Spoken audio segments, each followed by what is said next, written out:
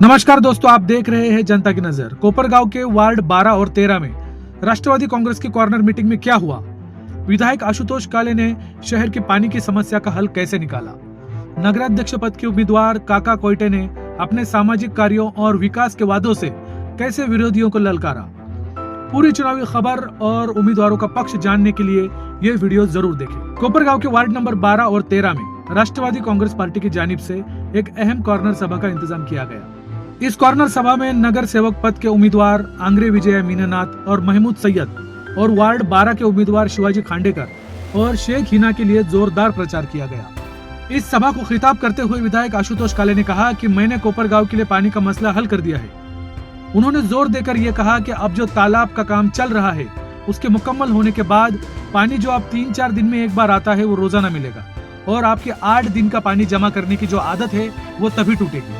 उन्होंने आगे कहा, हमें ऐसी व्यवस्था करनी है कि अगले 50 साल तक कोपरगांव को पानी की दिक्कत न हो। हमें ऐसा इंतजाम करना है कि मेरे बूढ़ा होने तक आपको पानी मिलता रहे। उन्होंने आगे कहा कि कोपरगांव के नागरिकों की पानी पट्टी कैसे कम की जाए, इस पर भी हम काम कर रहे हैं। इसके लिए हम सोलर पावर प्लांट लगाएंगे जिससे नगर पालिका का बिजली का खर्च कम हो जाएगा। उन्होंने नई जमींदोज नाली योजना यानी भुयारी गटार की मंजूरी की खबर भी दी, जिससे शहर में साफ सफाई रहेगी और लोगों की सेहत अच्छी होगी। अपने भाषण के आखिर में उन्होंने कहा कि हम अपनी माताओं और बहनों के रोजगार और युवाओं को नौकरी दिलाने के लिए काम करेंगे। आपल्याला पुढच्या 50 वर्ष आपल्याला रोज पाणी देता आलं पाहिजे। मी म्हातारा होईपर्यंत आपल्याला रोज पाणी मिळालं पाहिजे असं नियोजन आपण करायचं। परत कोणी म्हणलं नाही पाहिजे का पाणी आपण अजून काय करू। नगरपालिका म्हणजे काय का आपण बसलेले लोक म्हणजे नगरपालिका। इकडे विजेचा खर्च वाढला, इकडे तुमची पाणीपट्टी वाढली, तुमची पाणीपट्टी कमी होईल म्हणून आपण तो वीज प्रकल्प सोलर पॉवर प्लांट देखील त्याच्यामध्ये आपण धरलेला आहे। तर या पद्धतीने आपण पाण्याचा प्रश्न सोडवणार आहे। नवीन भुयारी गटर योजना आपल्याकडे मंजूर झालेली, ते आपल्या सर्व गटारी भुयारी अजून 2 त्या ठिकाणी घालणार आहे आपण। त्याचा डायरेक्ट फायदा म्हणजे आपल्याला काही ते गटरीचं पाणी वापरायचं नाही, परंतु आरोग्याच्या दृष्टीने मच्छर होऊ नये किंवा मच्छर कमी व्हावे किंवा काही जनावर त्या ठिकाणी लोळत आहे त्या ठिकाणी लोळू नये, सर्व भुयारी गटार आपण या ठिकाणी पूर्ण शहरामध्ये याच्या पुढे जाऊन आपल्याला आपल्या माता भगिनींचा रोजगार असेल, आपल्या तरुणांचा रोजगार असेल, यासाठी आपल्याला काम करायचं। काका कोयटे ने भी अपने भाषण में विरोधियों पर निशाना साधने का कोई मौका नहीं छोड़ा। उन्होंने कहा कि इतनी बड़ी सभा और लोगों की इतनी बड़ी भीड़ देखकर विरोधियों के दिल में खौफ पैदा होगा। उन्होंने आगे ऐलान किया कि कोपरगांव के विकास के लिए जो बड़ा फंड आया है उसे सही ढंग से इस्तेमाल करने के लिए ही विधायक आशुतोष काले ने मुझे नगराध्यक्ष पद का अधिकृत उम्मीदवार बनाया है। काका कोयटे ने अपने सामाजिक कार्यों का जिक्र करते हुए कहा, मैं समता संस्था के माध्यम से कई सालों से समाज सेवा कर रहा हूँ। कोरोना के वक्त भी हमने लोगों को खाना खिलाया और आज भी हम 70 से 80 महिलाओं को रोज खाने के डब्बे देते हैं। उन्होंने बताया कि समता के जरिए इंसानियत का मंदिर बनाया है जहाँ जरूरतमंदों को कपड़े दिए जाते हैं और स्टडी सेंटर अभ्यास मंदिर भी बनाया है जहां पढ़ने की जगह न रखने वाले छात्रों को सुविधा दी जाती है। उन्होंने साफ किया कि हमने ये काम सिर्फ चुनाव की वजह से नहीं बल्कि कई सालों से लगातार किया है और आगे भी करते रहेंगे। वार्ड 12 और 13 के नगर सेवक के उम्मीदवारों ने भी अपने विचार लोगों के सामने रखे और जनता से अपील की कि आने वाले 20 तारीख को राष्ट्रवादी कांग्रेस पार्टी के सभी नगर सेवक उम्मीदवारों और नगराध्यक्ष उम्मीदवार काका कोयटे को भारी वोटों से कामयाब करें। वार्ड के आम लोगों ने भी अपनी नुमाइंदों की तारीफ करते हुए अपनी राय रखी। अब देखना यह है कि आने वाले 20 तारीख को जनता किसे अपना कॉल सुनाती है।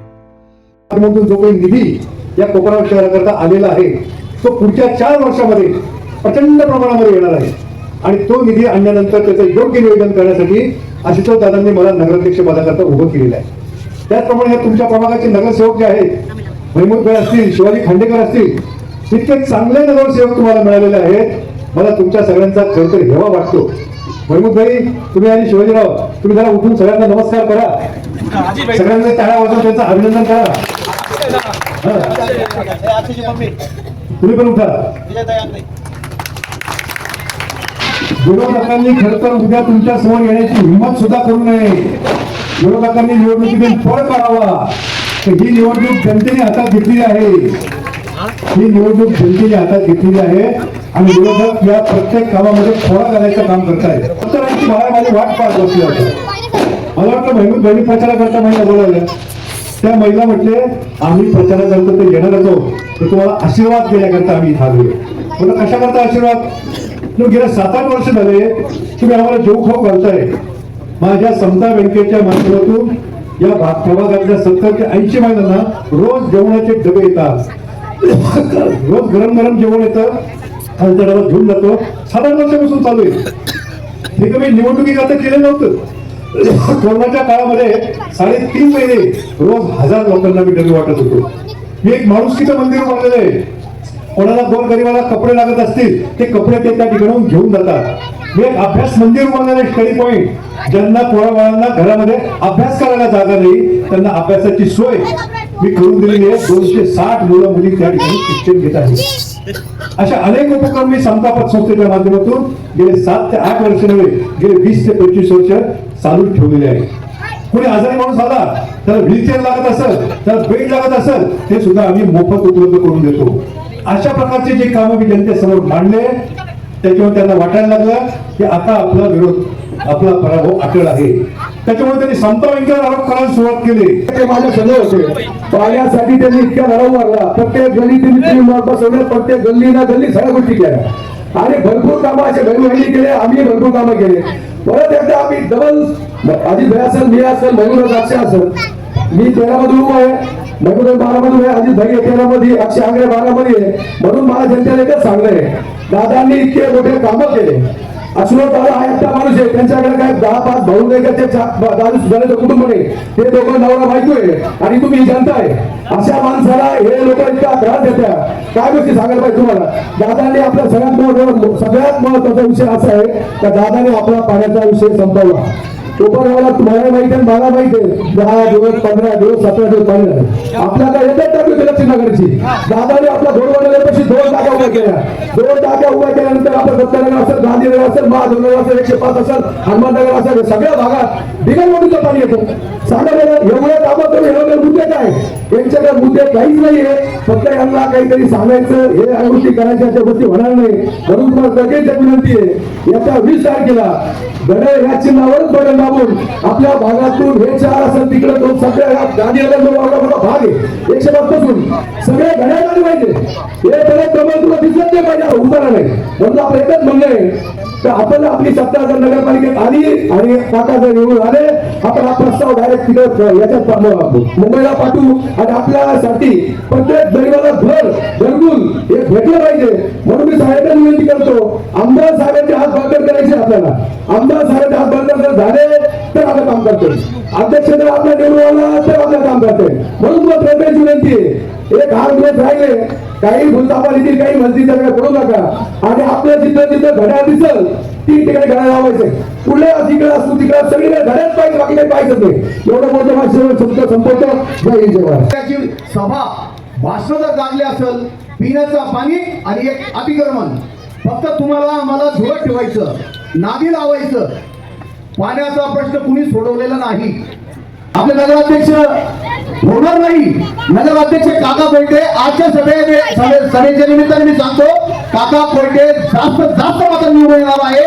कारण काका कोयटे सारखं व्यक्ती कोणीच नाही कोपरगाव.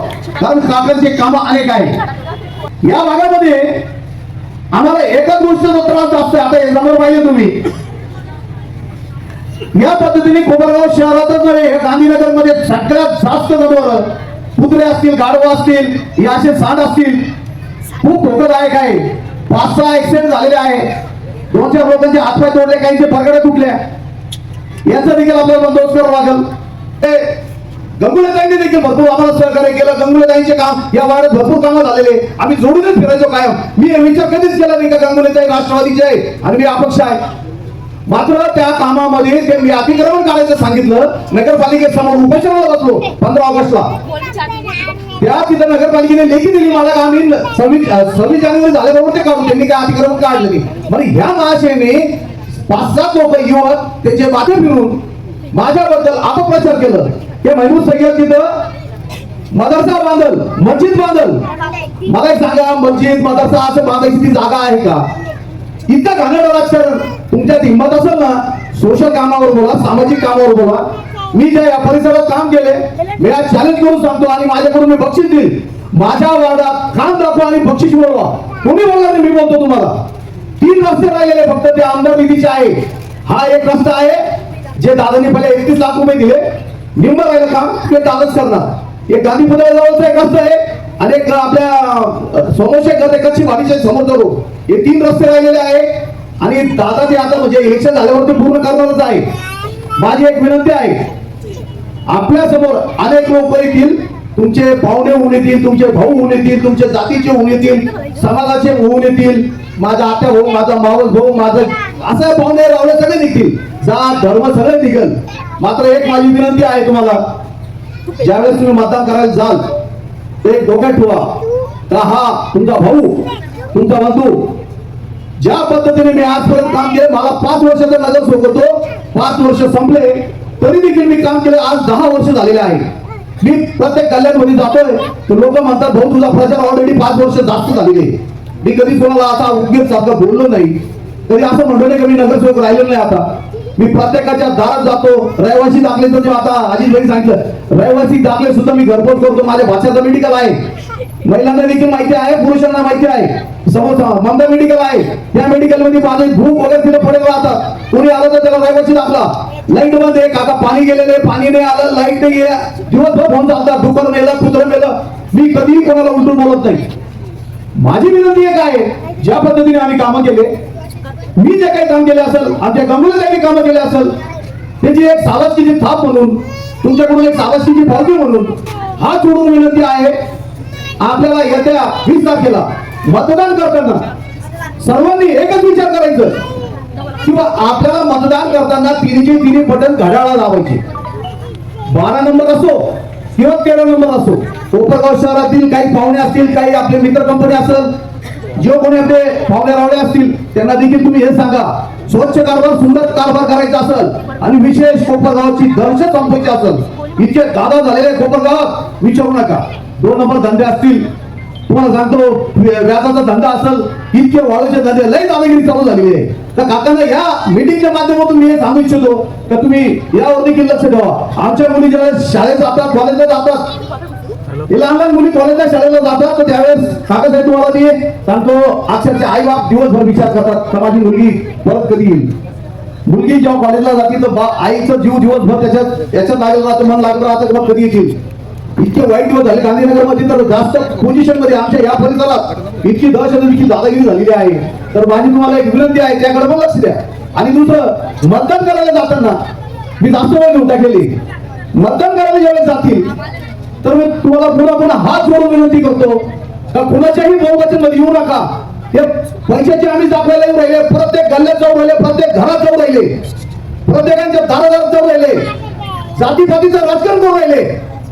तुम्हाला एक विनंती आहे, आज जर तुम्ही चुकले, पुन्हा 5-7 वर्षांनी इलेक्शन येतं का 10 वर्षांनी येतं, मग भाऊ लई मोठी चूक केलेलं भाऊ तुम्ही लगेच फोन करून यायचे. आज अक्षय आंग्रेला आम्ही सोबत घेतलं.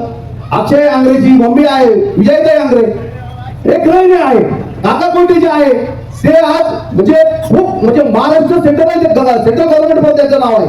अनेक योजना, अनेक महिलांसाठी त्यांनी विविध उपक्रम राबवण्याचे ठरवले आहे आणि पूर्वी देखील त्यांनी केलेले आहे काम. हे तर आपल्याला मतदान करताना तिन्ही बटन घड्याळाची दाबा, कुठेही न चुकता, एवढी मी विनंती करतो आणि आपली रजा घेतो. जय हिंद, जय महाराष्ट्र.